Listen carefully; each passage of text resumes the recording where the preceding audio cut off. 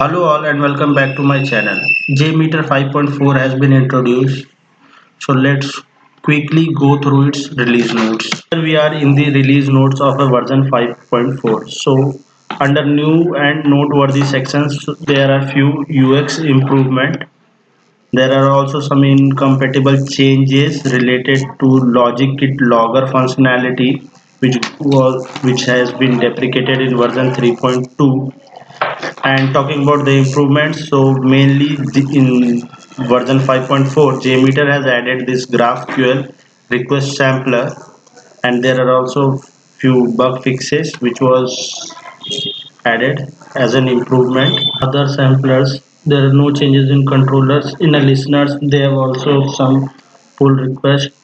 There are no changes in timer assertion config pre-post processor and functions as well, and a very small change in the report or dashboard we can say. So earlier we used to say as a summary graph which has a text called KO or OK for a pass and fail percentage, but now the text has been changed to fail and pass.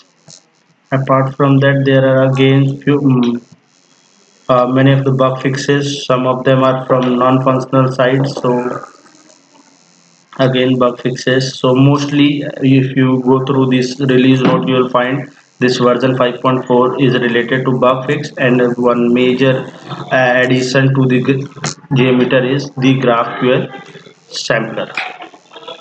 So let me show you GraphQL sampler. So this GraphQL which was introduced by Facebook to resolve an overfetching and underfetching issue of a REST APIs.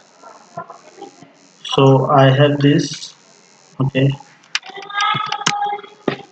so this is one of a HTTP request.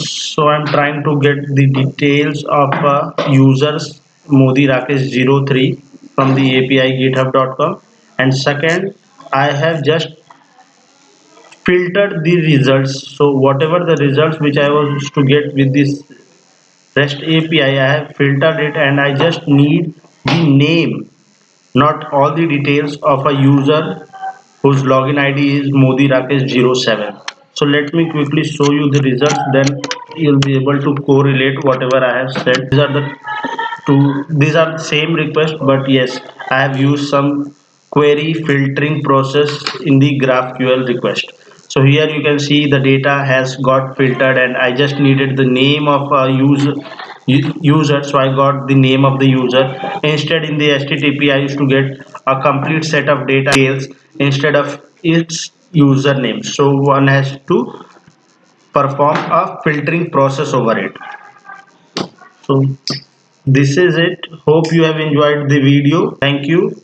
Please do subscribe my channel for more updates, and if you want to learn more about what is GraphQL and all, I would suggest to look into the uh, Hitesh channel.